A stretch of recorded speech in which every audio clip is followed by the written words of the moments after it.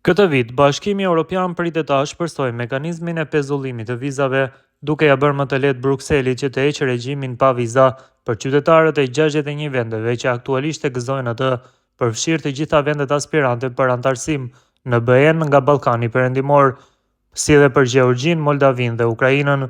Propozimi për të shtuar më shumë arsye në mesin atyre ekzistuese për pezullimin e udhëtimit pa viza ishte iniciuar nga Komisioni Evropian, qysh në vitin 2023, dhe Këshilli i BE-s, i cili përfaqëson 27 vendet anëtare, miratoi qëndrimin e tij për këtë çështje një vit më parë. Megjithatë, për shkak të zgjedhjeve parlamentare europiane në qershor të vitit 2024 dhe ngarkesës së madhe legjislative, Parlamenti Evropian vetëm së fundi e ka marrë mandatin për të negociuar. Javën e kaluar u mbajt dialogu i parë ndërmjet 3 institucioneve mbi legjislacionin e propozuar, me qëllim arritjen e një marrëveshjeje gjatë presidencës polake të Këshillit të BE-s, e cila zgjat deri në fund të qershorit. Nëse gjithçka shkon mirë, ligji i ri pritet të hyjë në fuqi në fillim të vjeshtës. Por pse po ndodh kjo tani?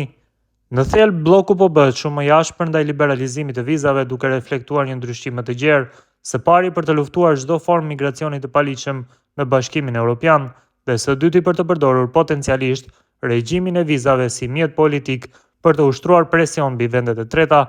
Liberalizimi i vizave, i cili në këtë rast përfshin të gjitha vendet anëtare të BE-s, përveç Irlandës, si dhe vendet jo anëtare, si Islanda, Liechtensteini, Norvegjia dhe Zvicra, ka qenë prej kohësh një nga mjetet më të rëndësishme politike të Brukselit. Ai u lejon shtetasve nga vendet të treta të vizitojnë BE-n deri në 90 ditë brenda një periudhe prej 180 ditësh pa pasur nevojë për vizë. Kosova u përfshi në këtë listë në fillim të vitit 2024 dhe Gjeorgjia e Ukraina në vitin 2017. Lëvizje këto që u mirëpriten në këto vende. Kërcënimi për të tërhequr këtë privilegj për rrjedhoj mund të shihet si një masë vërtet ndëshkuese.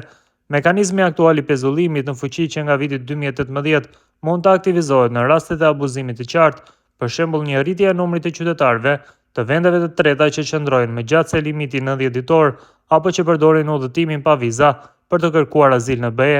Deri tani bloku ka pezulluar liberalizimin e vizave vetëm një herë, fillimisht përkohësisht, më pas përfundimisht për shtetin e paqësorit jugor Vanuatu, cilat janë ndryshimet e pritura. Në terma të përgjithshëm, ka 4 fusha kryesore ndryshimesh, pasi Brukseli synon ta bëjë mekanizmin e pezullimit të vizave një mjet ndëshkimi më të besueshëm. Së pari, liberalizimi i vizave mund të pezullohet nëse ekziston një perceptim për mos përputhje midis politikës së përgjithshme të vizave të BE-s dhe vendit të tretë pa viza. Ky ishte rasti në vitin 2022, kur Serbia lejoi udhëtimin pa viza për shtetasit e vendeve si Burundi, India dhe Kuba.